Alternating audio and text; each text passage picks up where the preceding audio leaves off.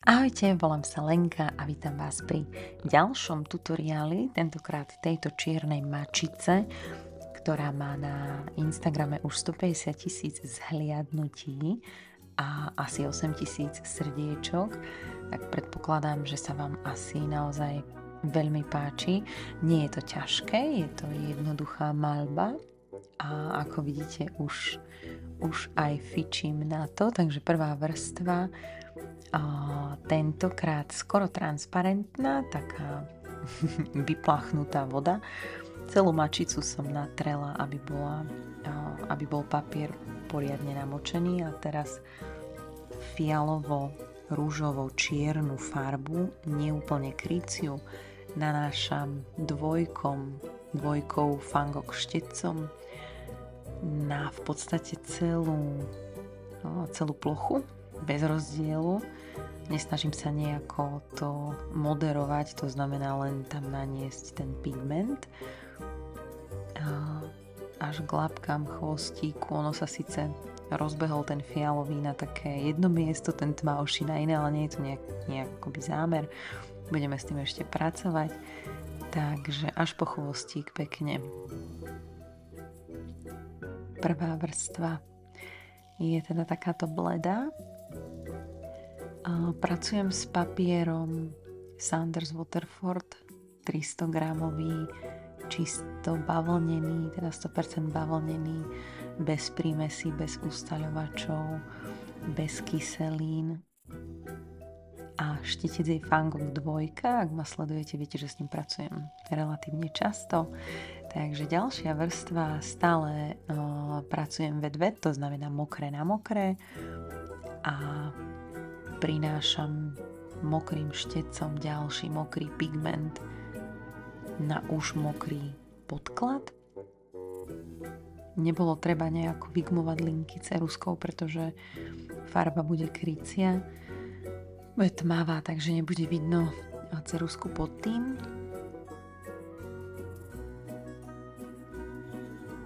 Jemné doľaďovania tváru.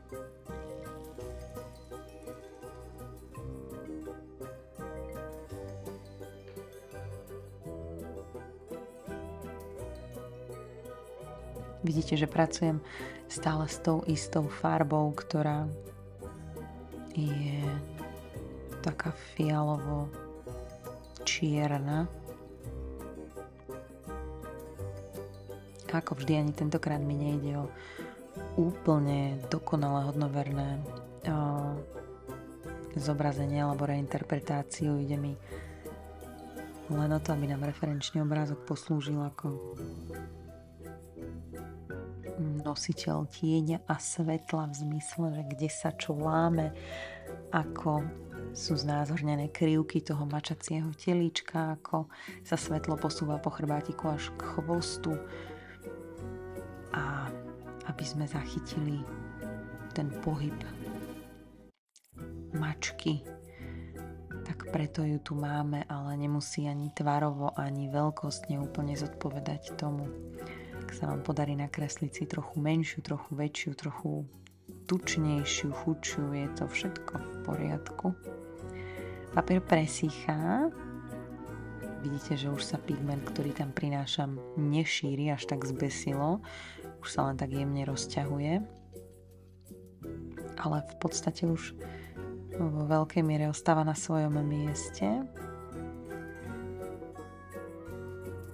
Pri takýchto malých maľbách nezvyknem používať fén, ale ak mám väčšiu maľbu a potrebujem zoptimalizovať čas aj maľbu, aby som stihla za rovnakých svetelných podmienok začať aj dokončiť, tak si pomôžem fénom a maľbu presuším. To znamená, ak mám veľmi mokré vrstvy, tak to prejdem fénom. Tentokrát to ale nebolo treba, pretože maľbička je malá, veľa vody tam nebolo, takže papier si s tým poradil a postupne vysychá.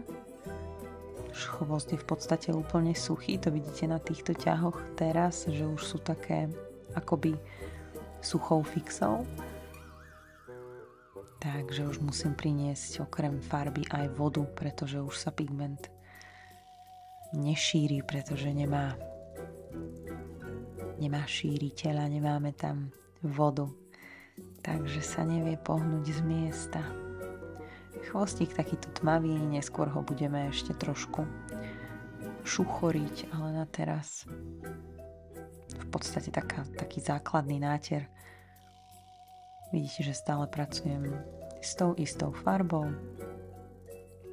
Očka som nejako neošetrila, neochránila pred náterom čiernej, sú veľmi maličké, takže nám tam postačí biely akvarel, prípadne biela guašová farba. A budeme ich vedieť zosvetliť aj napriek výraznému nánosu tmavej alebo teda čierno-fialovej farby.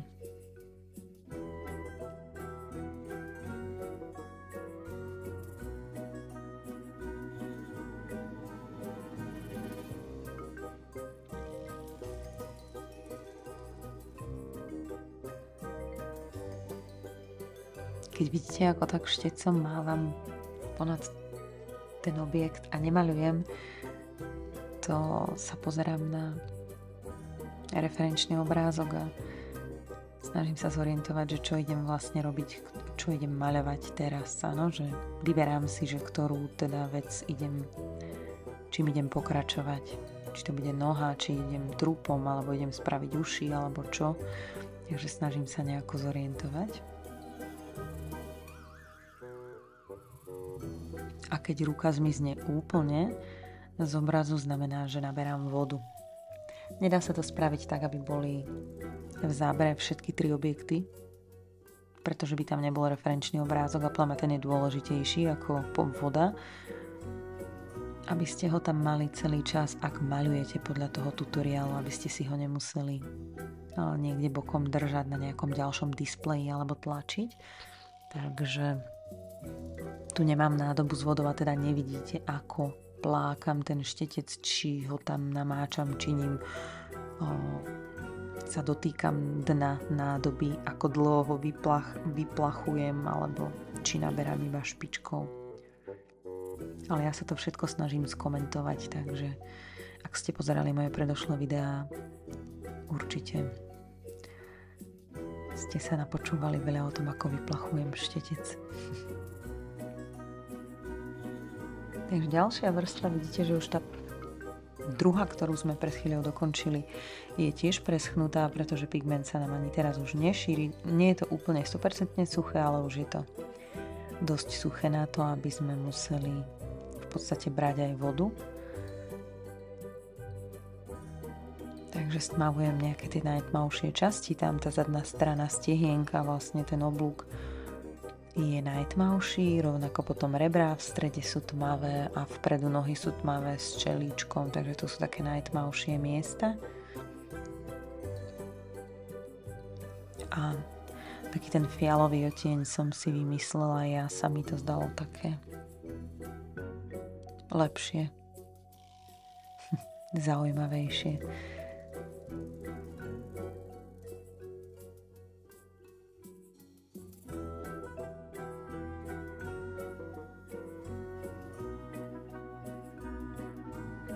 Teraz sa snažím napodobniť ten tieň, to najtmavšie na tváričke. Lemuje vlastne uška, na čele sa stretá ten tieň a okolo nosa. Pomedzi oči prechádza k puse. Inak mačky vôbec nie sú moje. Ja som skôr na psy. Mačky v podstate nemám rada, ale veľmi rada ich kreslím. Takže preto mačky. Dúfam, že sa všetci milovníci mačiek teraz nerozhodnú ma unfollownúť. Ale vizuálne mi mačky vyhovujú. Sú veľmi zaujímavé. A prídu mi jednoduchším objektom ako psi. Preto si ich aj často vyberám ako referenciu. Takže teraz robím ten tieň na hrudi a nožičkách. Stmavujem túto časť.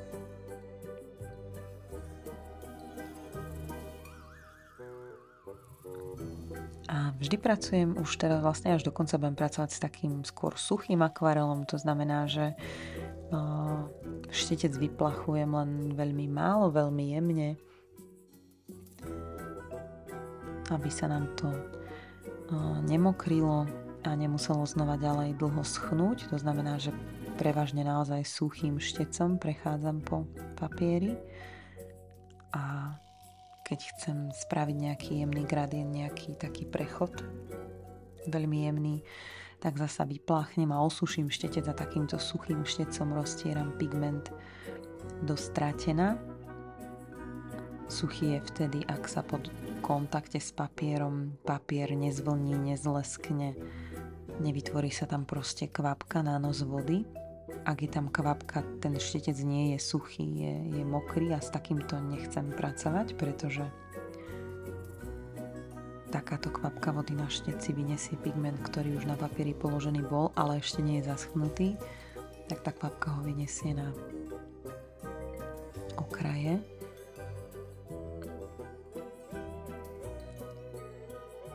A vlastne ho vyniesie z toho miesta, kde bol, odniesie ho preč až tam, kde sa kvapka teda je schopná dostať svojim vlastným objemom. Takže preto suchý štetec,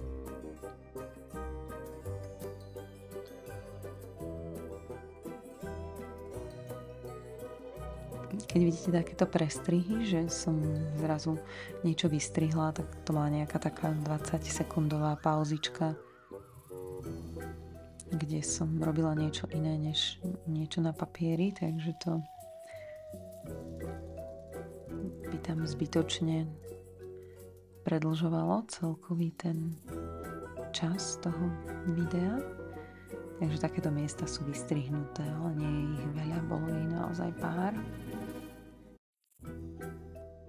Takže ja korigujem zároveň aj tvár, to znamená, že ak sa mi zdá niečo prikrátke, pridlhé, tak to hneď aj opravujem. A teraz robím uška.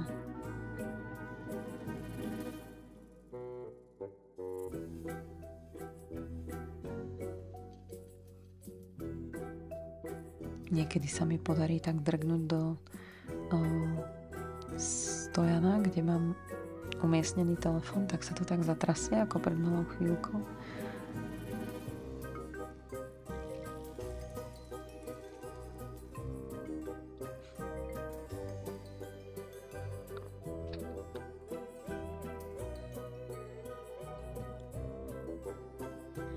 Niektorí autori postupujú vždycky rovnako, že najprv si spravia napríklad tiene, že prvá vrstva nie je nejaká základná farebná vrstva, nejaká tónovacia, ale prvá vrstva je naopak modro-čierna, alebo taká sivá, skrátka tmavá a reprezentuje tiene na objekte, alebo teda najtmavšie zóny. Je to len podľa mňa vec preferencie alebo nejakého návyku. Ja dávam vždycky prvú vrstvu takú tónovaciu. Ak robím takéto nejaké malé objekty, ktoré sú samostojace bez pozadia, tak si pozadie nejak netónujem, spravím to tou prvou vrstvou, ale ak je to už nejaká taká trošku väčšia vec, tak si pozadie alebo ten prvý layer spravím kompaktný pre celý kanvas, to znamená pre celý papier.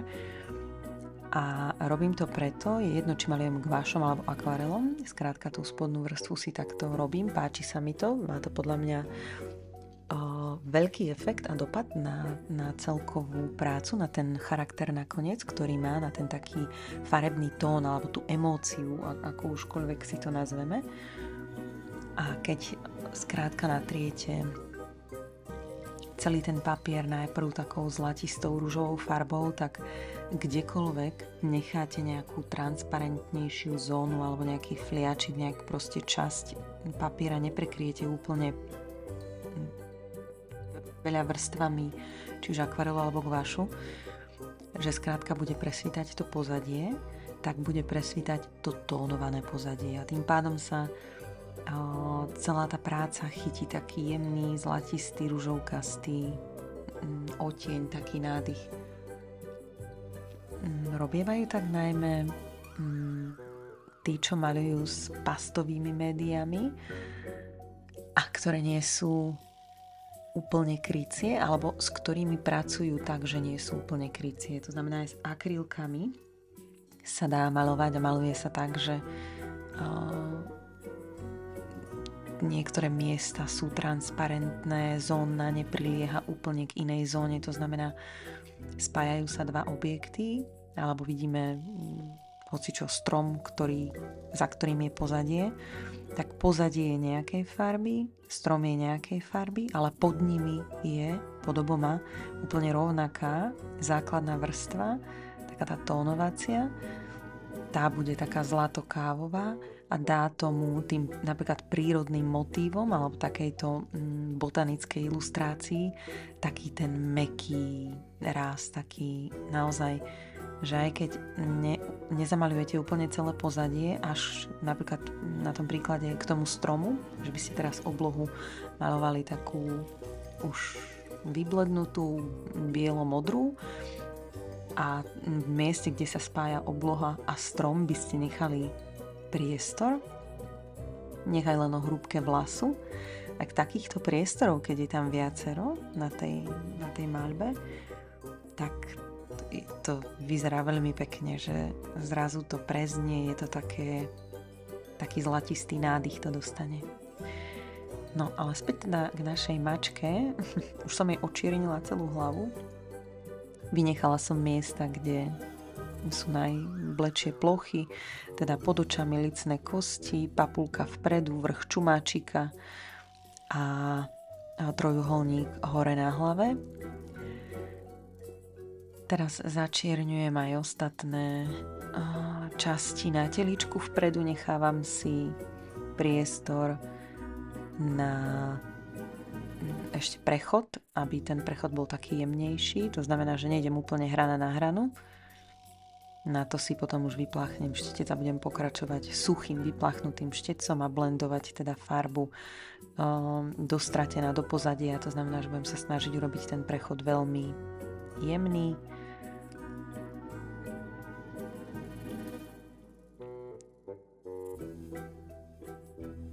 Štecec, ktorým pracujem, na ktorý sa pozeráte práve v tejto chvíli, ináč dostávam na ňo veľmi veľa otázok. On má takú perleťovú rukoveď, takú čiernu so zlatou perleťou a je to Royal & Langnickel. Tento rad je Majestic. Je to okrúhly štetec, je to veľkosť 8 a kódové označenie 4100R. Takže na tento štetec sa ma pýtate minimálne raz v týždni, sa ma niekto opýta, to znamená za posledné mesiace to bolo ozaj veľmi veľakrát, čo som dostala otázku na tento štetec. Ja ho aj sem tam prezdieľam v storkách, ale naopak mám teraz konkurenčný, veľmi obľúbený štetec, ktorý používam tak často, že som prstami, ako ho uchopujem stále na tom istom mieste, zodrala alebo zošúchala tú potlač. Ale keďže to bola séria, vidím podľa ostatných štecov, že je to brand, ťažko páči, je to ozaj brand, Spoko. A upodozrievam, že to bola séria štecov, ktoré možno som kúpila aj synovi za nejakým účelom, takže nebudú veľmi artistické, ale ten štetec nemá ale že absolútne žiadnu chybu, ten, ktorým maľujem ja teraz. Je to 332, skúsim vám niekde v storke alebo dole v popise tohto videa nechať aj informáciu o tom, aký je to štetec a je ešte lepší ako tento Royal & Langnickel, s ktorým práve teraz maľujem. Takže skúsim vám to potom aj nafotiť a spraviť o tom nejaký krátky príbeh. No a teraz už mačica, stmavujem chvostík.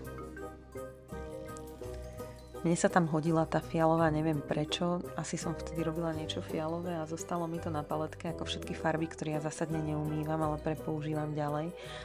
A už som tak odvážna, že v princípe miešam už akvarel s guašom Mirmix Dirmix. Nie úplne účelovo, ale ak skrátka potrebujem nejaký žltkastý pigment a mám vedľa na palete niečo také akvarelové a pracujem s guašom, tak to proste použijem. A je to v poriadku, je to úplne jedno, pretože guaš a akvarel sú v princípe úplne rovnaké farby, je tam úplne rovnaká pigmentácia, akurát v tom guaši sú ešte zahusťovadla a guma, to znamená, že, a beloba, to znamená, že vôbec netreba ničoho báť. Ja teraz nenabádam vás na to, aby ste otvorili 2 tuby akvarela guaš a spravili z toho taký nejaký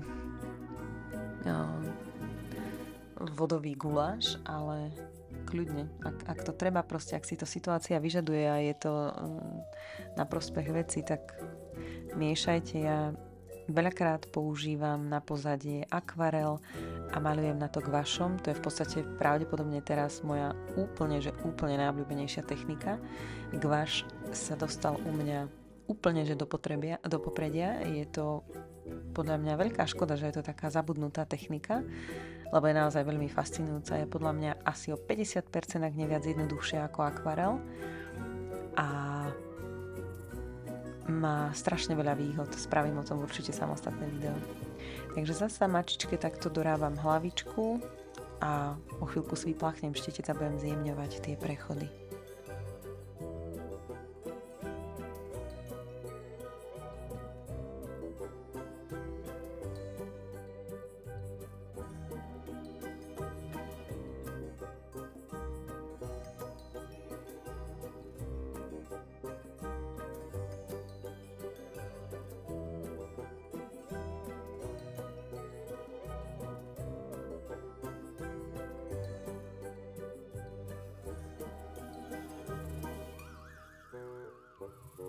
Vždy, keď robím takéto úplne jemné a malé plochy, tak to robím radšej na viackrát, ako riskovať, že mi tam kvapne nejaká kvapka vody alebo že tam nanesiem oveľa viac farby, než by som chcela. Vidíte, že tá maľba je v podstate taká dosť pomalá na môj vkus. Aj keď celá má nejakých 40 minút. Takže nie je to dlho, ale vidíte, že tie ťahy sú veľmi také, povedzme, precízne alebo také opatrné. Tým, že ten priestor je malý a snažím sa zachytiť emóciu, ale pri tej portrétnej maľbe, či už zvieracej alebo ľudskej, tam je to vždy také komplikované, pretože vy chcete väčšinou okrem toho presného výrazu a tej podoby zachytiť aj tú emóciu, ktorá vychádza z toho, na čo sa pozeráte, z toho objektu. A tam stačí naozaj tak málo, aby sa to proste nepodobalo. Ja nemám rada portrétnu maľbu, nerobím to rada. Samozrejme zvieracia mi nevadí, to je fajn, to mi vyhovuje. Ľudskú, to iba naozaj pod hrozbou smrti. Maľovala som pár portrétov aj na zakázku, aj to dopadlo dobre, ale bolo to pre mňa povedzme, že náročné, neuspokojivé, lebo som to robila dlho, ja som na seba prísna, chcela som, aby to vyzeralo tak, ako to má vyzerať. Na tom portréte hneď vidíte, že to nie je ten človek, alebo skrátka, že sa to nepodobá. Rovnako ako na architektúre, tam skrátka ľudský mozog očakáva tú presnosť, rovnako ako keď sa pozeráme na niekoho, vieme ako vyzerá, tam to skrátka musí sedieť, áno, pri tých botanických ilustráciách tam strom existuje hociaký, list existuje hociaký, tieň môže byť hociaký, to ľudské oko to tomu mozgu ospravedlní a je to v poriadku, lebo takýchto vecí už videlo to oko naozaj milióny. Ale pri tom portréte je to také triky, že tam sa neodpúšťa, to mi nesedí, to nemám rada. Takže idem pomaly a neraz, keď si budete pozerať aj nejaký môj ďalší tutoriál, robila som ešte ďalšiu mačku a ďalšiu mačku.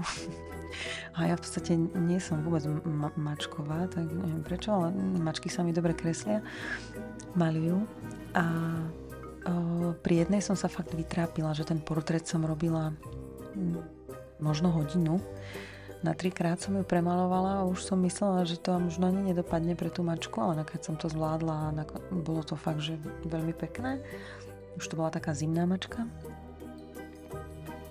A táto je akvarelová. Robila som 2 gvašové potom. Neviem, jedna bola určite gvašová a druhá už si nepamätám, čo bolo. Aká bola. Nechcem vás oklamať. A myslím si, že akvarelová. No neviem, asi gvaš. Je to jedno. Pozriete si, keď budú tutoriály a veľmi fajn sa mačacie tváričky kreslia, také milé. Vidíte, že znova stmavujem tie tmavšie plochy a idem pomaly, pretože ako bojím sa, že potom budem vyberať farbu. Nie, že by sa to nedalo, vybrať farbu tiež vieme. A keďže ja tuto idem bez čakania a bez strihu v zmysle, že nečakám, kým zaschne, toto je jednak jednej časové pásmo alebo horizont, v ktorom som to namaľovala, takže ten papier je v podstate stále mokrý. Nie je na 100% preschnutý nikde, takže ak by som chcela vybrať pigment, tak môžem. No ale ak sa dá, tak sa tomu snažím aj ja vyvarovať.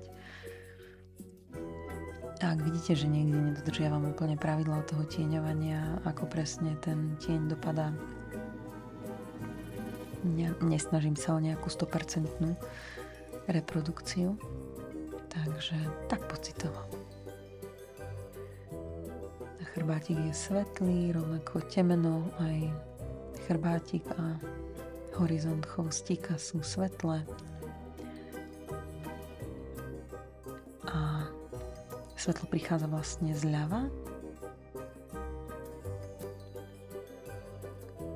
Osvetľuje ľavú časť tej mačičky.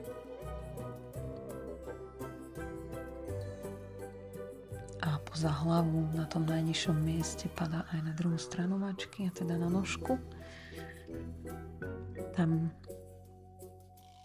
sa snažím načrtnúť ešte teda poslednú nožku, ktorá je tam schovaná. Aby to nejako sedelo, budem tvarovať ešte hrudníček dole.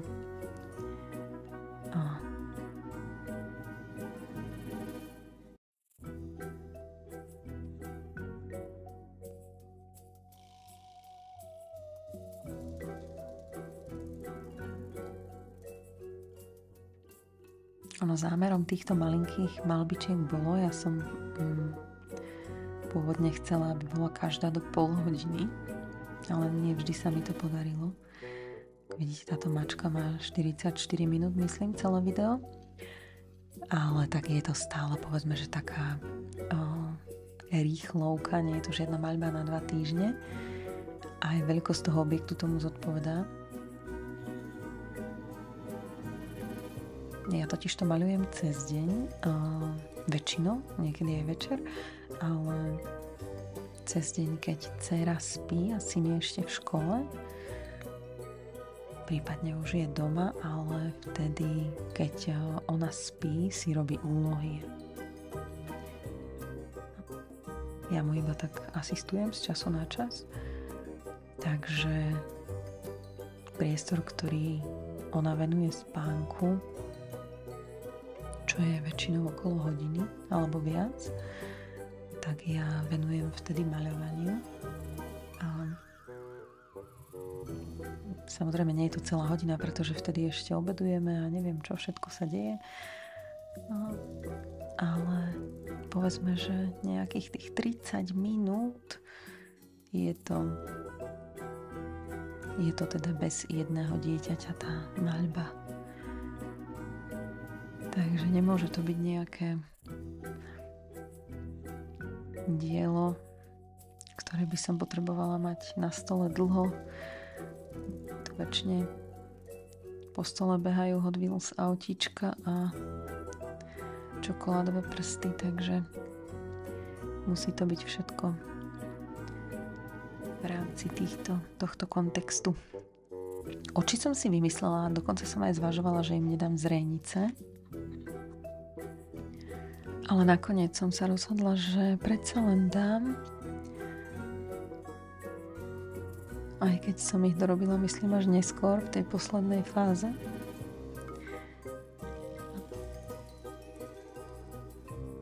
Dorobila. Nechajte sa prekvapiť.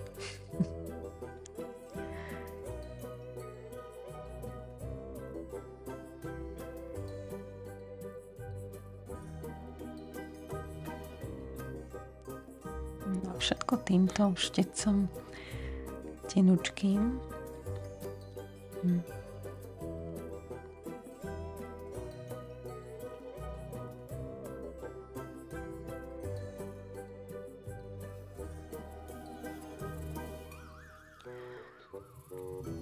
Takže zrenice tam sú, ale myslím si, že tieto pôjdu ešte preč, pretože sa mi vôbec nepáčili. Vyzerala taká, ako by ju niekto ozaj prekvapil na vecku, že to akože co to ako je.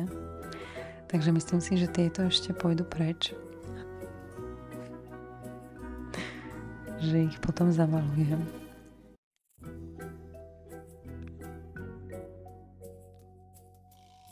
A vymyslím jej nejaké iné, myslím, na záver.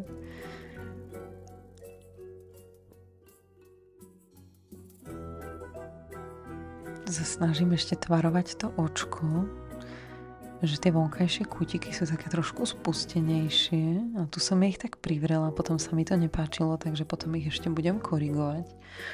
Nemajte predstavu o tom, že všetko, čo ja teraz začnem kresliť, tak aj tak nakreslím veľmi veľakrát. To po sebe prerábam. Netrvá to dlho, viem to prerobiť rýchlo, ale veľakrát som nespokojná, lebo keď som odvolaná k nejakej hádke, k nejakému Lego fightu, tak keď sa vrátim, potom zrazu mi to nedáva zmysel, nepáči sa mi to, tak to potom prerobím. A tieto zrenice museli ísť preč, lebo to bolo zlé. Tá ma neuspokojuje niekde presvítajúca tá čierna. A inak dnes som maľovala Havrana a tiež som zvažovala chvíľu, že ho spravím takého blind, takého bez očí. Vôbec som mu nechcela dať najprv oko. Je to profilovka a nechcela som mu dať oko, ale potom som si to rozmyslela, lebo to oko je pekné, také lesklé. No takže teraz túto mačke som naspäť zväčšila oči, lebo sa mi nepáčilo to, ako som ich zmenšila. Teraz idem trošku popracovať s tým tvárom, lebo som pridala aj na miesta, kde nemal byť tá farba, takže to idem ešte skorigovať. Takže v tejto miniatúrnej maľbičke je to také trochu ťažšie trafiť tú emóciu. Ten štetec nie vždy performuje tak, ako úplne si želáme, najmä na tak malom priestore, kde naozaj každý nanomilimeter je vidieť.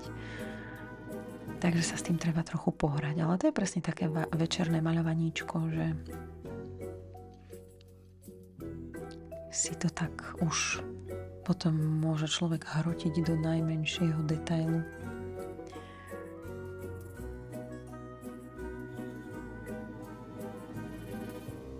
Ešte nejaké také tmavé časti.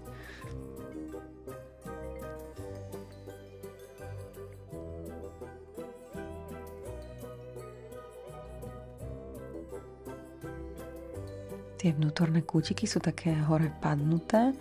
Teraz vyzerá síce taká vec nahnevaná tá mačica, ale je to lepšie ako predtým. Už ešte pusa tam, kde má tmavé miesta, tie líčka má tmavšie, má bledé iba tie lícne kosti a okolo ňufáčika. No, vždy si treba odstúpiť od tej práce, aj keď je taká maličká, treba zmeniť tú perspektívu, odísť na chvíľu, na pár minút, potom sa vrátiť k tej práci a zrazu potom inak vyzerajú tie proporcie, všetko sa zrazu tak, všetky chyby tak vystúpia, je to lepšie vidieť. Takže vždy treba od práce odstupovať aj v zuške, ak ste chodili alebo nechodili, videli ste, ako chodil niekto iný. tak aj tam umelci odstupujú z tej svojej práce bez hľadu na to, či je to hlina, keramika, či je to maľba, či je to kresba, grafika. Skrátka treba tú väčšiu perspektívu, ten odstup, a treba sa na to pozrieť z tej väčšej diaľky.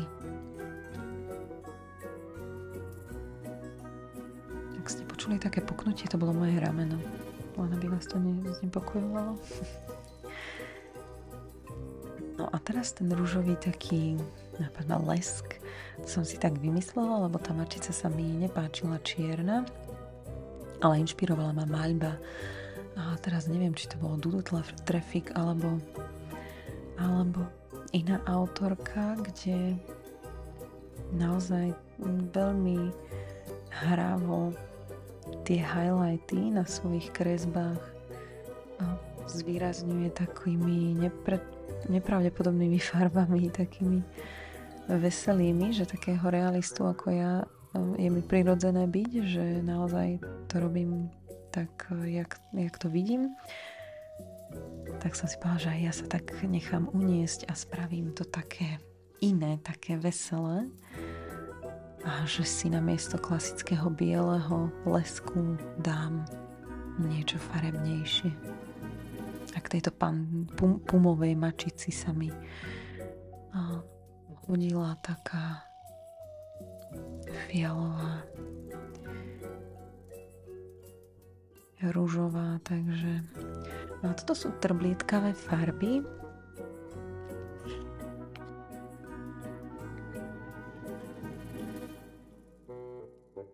Tieto sú značky Gansai Tambi.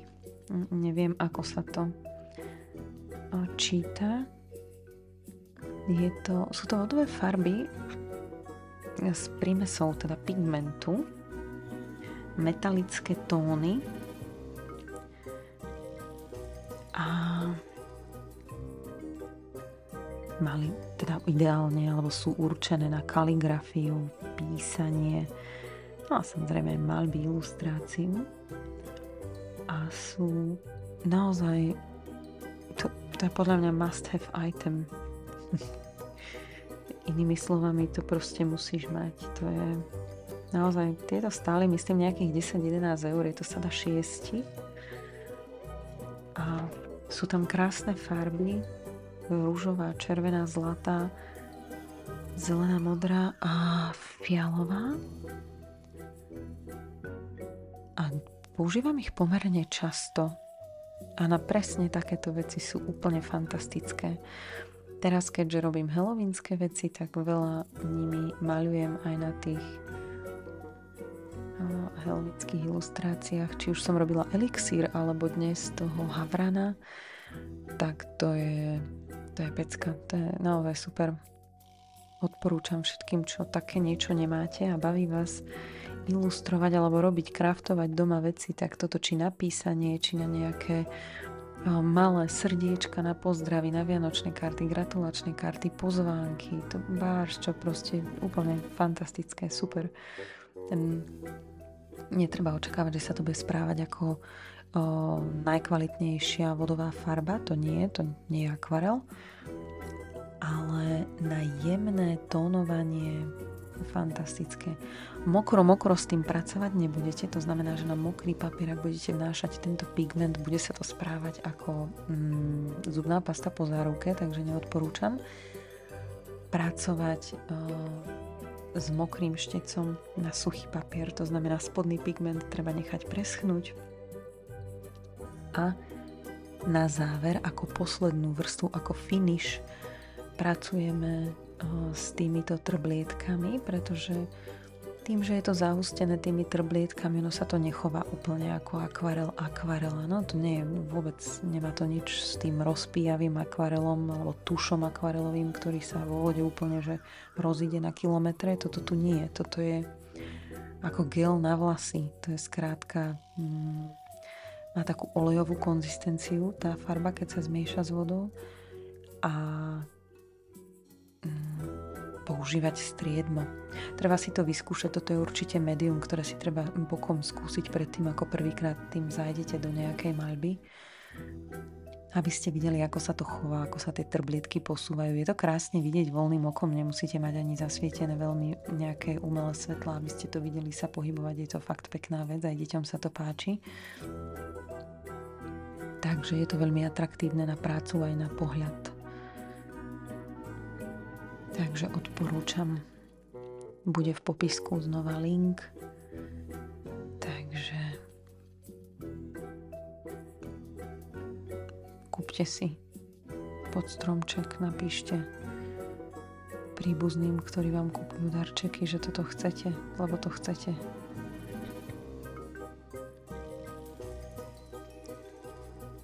Posledné doľaďovačky.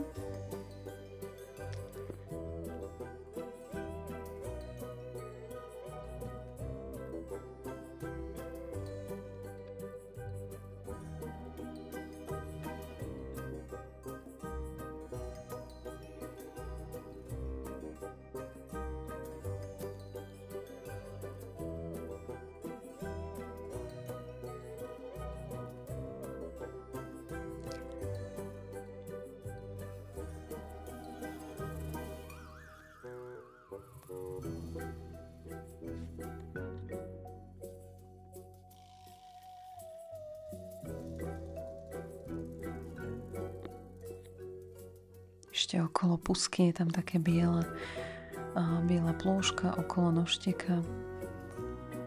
Aj okolo očiek takéto ďobky.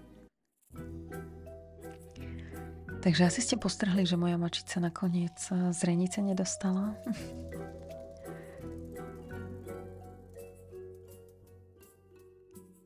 A tu už iba jemné detaily a pôjdem na fúziky. Na fúziky som použila biele gelové pero. Nechám vám v popise informáciu, že aké to pero bolo, aké používam. Používam 2 druhy, nechám vám tam link na oba z nich. Ešte našuchoriť chvostík.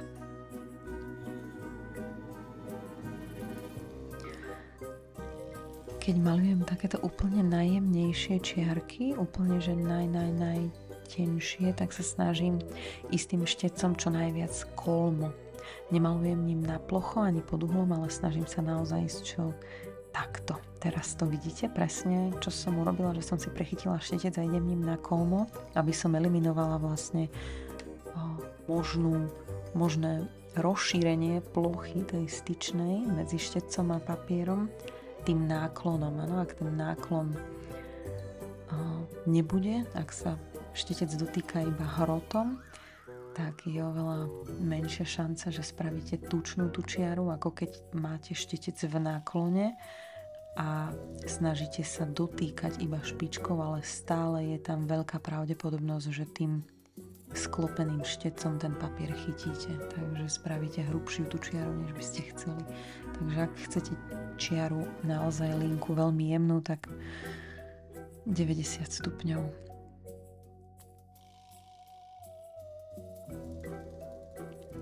Takže chvostík je chlpatý. Ešte nakoniec upravím aj očka, ešte tam pridám taký biely lem tým očkám, to už bude tým perom na záver.